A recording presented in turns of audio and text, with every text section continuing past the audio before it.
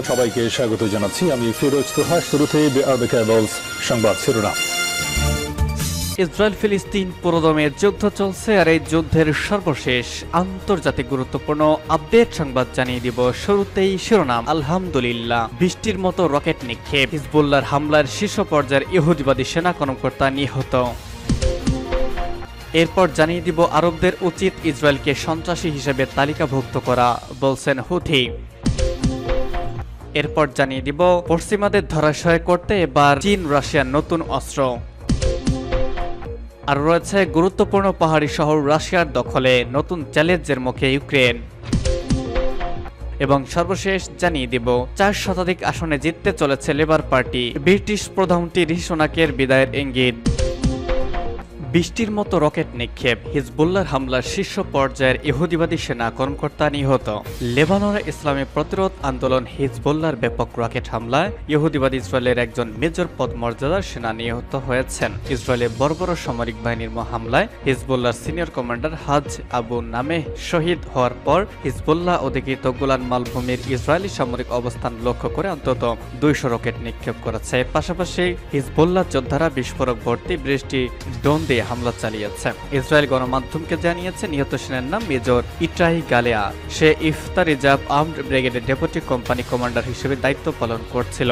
Time of Israel বলছে হিজবুল্লাহর রকেটের সরাসরি আঘাতে এই মেজর মারা যায়। ইসরায়েলি গণমাধ্যম আরও বলছে গত 9 মাসের মধ্যে গতকালই হিজবুল্লাহ সবচেয়ে বড় ধরনের রকেট অভিযান চালিয়েছে। এতে ইসরায়েলের উত্তরাঞ্চলে বহু জায়গায় ব্যাপকভাবে আগুন ধরে গিয়েছে। আরবদের উচিত ইসরায়েলকে সন্ত্রাসী হিসেবে তালিকাভুক্ত করা, বলছে হুথি। ইয়েমেনের হুথি আনসারুল্লাহ আন্দোলনের নেতা আব্দুল মালিক আল হুথি বলেছেন, দখলদার ইসরায়েল ফিলিস্তিনি জনগণের বিরুদ্ধে ভয়াবহ অপরাধযোগ্য চালালেও আরব দেশগুলো বর্ণবাদী এই শক্তিকে সন্ত্রাসী হিসেবে তালিকাভুক্ত করে না। তিনি আরও বলেছেন, মার্কিন প্রেসিডেন্ট নির্বাচনে যে 2 প্রার্থী প্রতিদ্বন্দ্বিতা করছেন তারা মূলত ইহুদিবাদী ইসরায়েলের প্রতি কে বেশি আনুগত্য দেখানোর প্রতিযোগিতায় নেমেছেন। গতকাল এক ভাষণে আনসারুল্লাহ আন্দোলনের নেতা আব্দুল মালিক আল হুথি এসব কথা বলেন। তিনি দাবি করেন আরব দেশগুলোর সন্ত্রাসী তালিকায় ইসরায়েলের নাম থাকতে হবে। আনসারুল্লাহ নেতা বলেন, আরব সরকারগুলো হিজবুল্লাহকে সন্ত্রাসী সংগঠন হিসেবে ঘোষণা দিয়েছে। আরব লীগও সংগঠনটিকে একইভাবে দেখে, কিন্তু এই সরকারগুলো ইহুদিবাদী শত্রুর ভয়ঙ্কর অপরাধ সত্ত্বেও তাদের সন্ত্রাসী তালিকায় অন্তর্ভুক্ত করে না। আব্দুল মালিক আল হুথি বলেন, গাজার প্রতি মনোযোগের অভাব হল সবচেয়ে বিপজ্জনক সমস্যাগুলোর মধ্যে একটি, যা ইসরায়েল আরবদের সাথে তার সম্পর্কের ক্ষেত্রে ব্যবহার করে আসছে।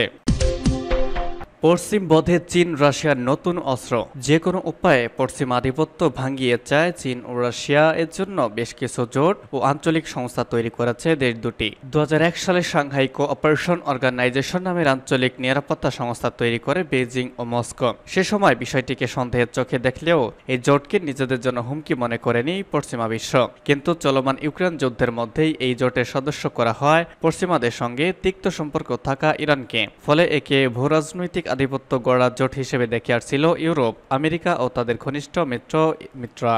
এবার তাদের আরও এক চোখে কাটা বেলারুশকে জোটে অন্তর্ভুক্ত করেছেন পুতিন ও শি জিনপিং। অথচ এই দেশটির সঙ্গে সীমান্ত রয়েছে ইউরোপীয় ইউনিয়নের। ফলে এমন পদক্ষেপে উদ্বেগ ও শঙ্কা জানাচ্ছে ইউরোপের দেশগুলো। বিশ্লেষকরা বলছেন, পশ্চিমের একক আধিপত্য রুখে দিতেই সাংহাই জোট সম্প্রসারণ করেছেন পুতিন শি জিনপিং। চীনের ফরেন পলিসি নিয়ে গবেষণা করেন ইভা সেওয়ার্ট। তিনি বলেন, যুক্তরাষ্ট্র ও তার ইউরোপীয় মিত্রদের সঙ্গে সাপের নেউলে সম্পর্কে বেলারুশ এমন একটি দেশকে জোটে নেওয়ার মাধ্যমে চীন ও রাশিয়া বোঝাতে চেয়েছে যে এটি এখন আঞ্চলিক নিরাপত্তা সংস্থা নয়, এটি এখন ভূরাজনৈতিক জোট যার লক্ষ্য পশ্চিমাদের একক আধিপত্য খর্ব করা। তথ্য বলছে, বেলারুশ যুক্ত হওয়ার সাংহাই জোটের সদস্য সংখ্যা দাঁড়াবে 10-এ, যা বিশ্বের মোট জনসংখ্যার 40%। বিশ্ব অর্থনীতি প্রায় 1% নিয়ন্ত্রণ করে এসব দেশ। আঞ্চলিক এই জোটে রয়েছে 2 পর্যবেক্ষক রাষ্ট্র ও আফগানিস্তান ও মঙ্গোলিয়া। এছাড়া তুরস্ক থেকে মিয়ানমার এবং 1 ডজনের বেশি আরব দেশ এই সংস্থার ডায়ালগ পার্টনার। ফলে এই ইউরেশিয়া অঞ্চলে জোটকে টক্কর দেওয়ার মতো পশ্চিমাদের তেমন কোনো বড় জোট নেই।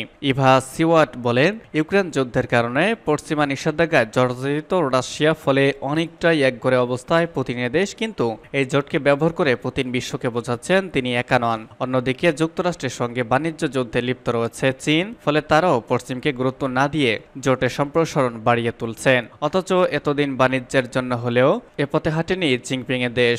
এখন যেহেতু তলোয়ার খাপ খেতে থেকে বেড়ে হয়েই গিয়েছে, তাই কৌশলে নয় বরং রাগঢাক ছাড়াই পশ্চিমাদের আধিপত্যকে রুখে দিতে হলো ভারী করছে দল চীন ও রাশিয়া। গুরুত্বপূর্ণ পাহাড়ি শহর রাশিয়ার দখলে, নতুন চ্যালেঞ্জের মুখে ইউক্রেনের পূর্বাঞ্চলে গুরুত্বপূর্ণ পাহাড়ি শহর চাবিস ইয়ারের একাংশ অংশ দখল করেছে রুশ বাহিনী। এই কৌশলগত বিজয় ইউক্রেনীয় বাহিনীর জন্য গুরুতর সমস্যার সৃষ্টি করতে পারে, কারণ এই এলাকাটি রক্ষায় ইতিমধ্যেই হিমশিম খাচ্ছিল ইউক্রেন। এবার তা আরও কঠিন হয়ে পড়বে বলে আশঙ্কা করা হচ্ছে। মার্কিন সংবাদ মাধ্যম CNN এই খবর জানিয়েছে। ছোট্ট শহর চাসিপ ইয়ার পাহাড়ি এলাকায় অবস্থিত। এটিকে পূর্বাঞ্চলীয় দনতস্ক অঞ্চলের একটি প্রবেশদ্বার হিসেবে বিবেচনা করা হয়। এই শহরটাকে নিচু অঞ্চলের দিকে নজর রাখা যায়। রুশ প্রতিরক্ষা মন্ত্রণালয় গতকাল জানিয়েছে তাদের বাহিনী চাসিপ ইয়ারের পূর্বাঞ্চলীয় জেলা দখল করেছে। ইউক্রেনের সামরিক বাহিনীর এক মুখপাত্র জানিয়েছেন কিয়েভের সেনারা জেলাটি থেকে পিছু হটেছে। ওই এলাকায় তাদের প্রতিরক্ষামূলক অবস্থান ধ্বংস হওয়ার পর এবং সেনাদের জীবনের কথা বিবেচনায় এলাকাটি ধরে রাখার প্রচেষ্টা অপ্রয়োজনীয় হওয়ায় পূর্বাঞ্চলীয় জেলা থেকে সেনাদের সরিয়ে নেওয়া হয়েছে। ইউক্রেনের জাতীয় টেলিভিশনকে দেশটির সেনাবাহিনীর খর্তিতা সিয়া গ্রুপের মুখপাত্র নাজার ভলোসিন বলেছেন, গতকাল চাসিপ ইয়ার এলাকায় সব ধরনের অস্ত্রের 238টি আক্রমণ লিপিবদ্ধ করা হয়েছে। একই সময় ইউক্রেনের পর্যবেক্ষণ দল ডিপ স্টেট জানিয়েছে রুশ বাহিনী কৌশলগতভাবে গুরুত্বপূর্ণ একটি রাস্তা দিকে অগ্রসর হচ্ছে, যা বাকমুতকে সংযুক্ত করে। এই রাস্তা ইউক্রেনীয় সামরিক বাহিনীর জন্য একটি প্রধান সরবরাহ লাইন। চাসিপ ইয়ারের অংশ থেকে ইউক্রেনীয় বাহিনীর প্রত্যাহার কিয়েভের জন্য একটি উদ্বেগজনক ঘটনা, কারণ এটি কয়েক মাস ধরে নিরন্তর রুশ আক্রমণের পর সম্মুখভাগ স্থিতিশীল করতে মনোযোগ দিয়েছে।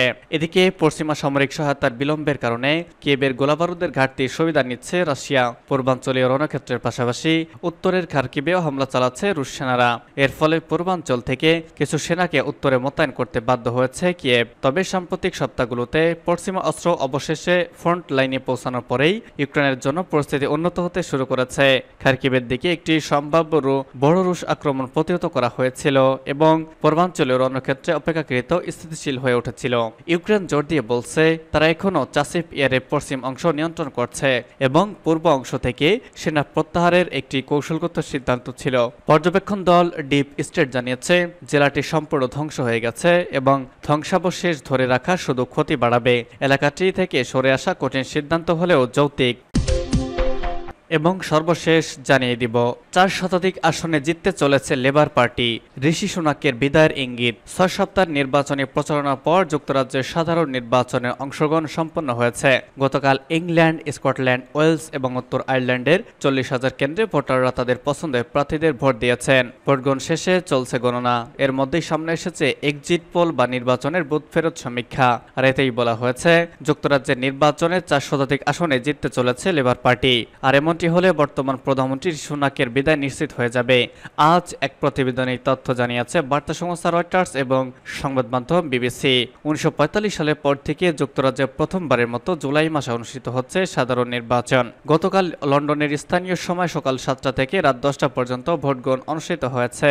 হাউস অব কমন্সের 650 সদস্যকে নির্বাচনের জন্য প্রায় 4,60,00,000 ভোটার রয়েছে। প্রতিটি জায়গায় ফলাফল রাতে এবং আজ সকালে ঘোষণা করা হয়েছে। সরকার গঠনের জন্য রাজনৈতিক দলগুলোকে অর্ধেকের বেশি অর্থাৎ অন্তত 326টি আসনে জয় পেতে হবে। নিয়ম মাফিক পরবর্তী সাধারণ নির্বাচন 2025 সালের জানুয়ারির মধ্যে অনুষ্ঠিত হওয়ার কথা ছিল। অনেকে আগামী শরতে তথা অক্টোবর মাসে নির্বাচন হতে পারে এমন অনুমান করলেও বাস্তবে তা হয়নি।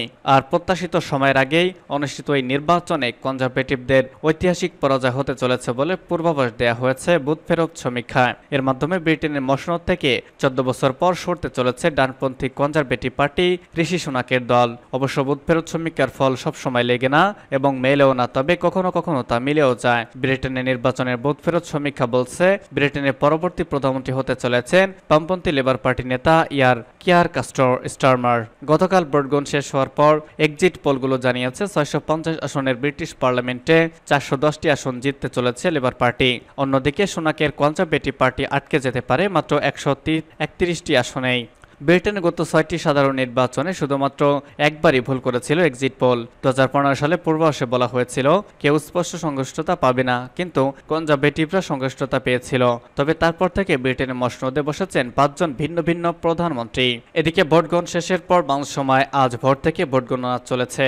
গণনার শুরুর প্রবণতা বুথ ফেরত সমীক্ষার ফল মিলে যার ইঙ্গিত দিয়েছে। 5 ঘন্টার গণনার পর লেবার পার্টির ঝুলিতে ইতিমধ্যেই 89টি আসন চলে এসেছে, আর সোনাকের কনজারভেটিভ পার্টিরা পেয়েছে মাত্র 10টি আসন। উল্লেখ্য, জনমত সমীক্ষায় অনেক পিছিয়ে থাকা সত্ত্বেও গত মাসে বা মে মাসে আয়োজনে প্রয়োজনের থেকে অনেক আগে নির্বাচনের ঘোষণা দিয়েছিলেন ঋষি সুনাক, যা তার প্রতিপক্ষকে তো বটেই নিজের দলকেও চমকে দিয়েছিল।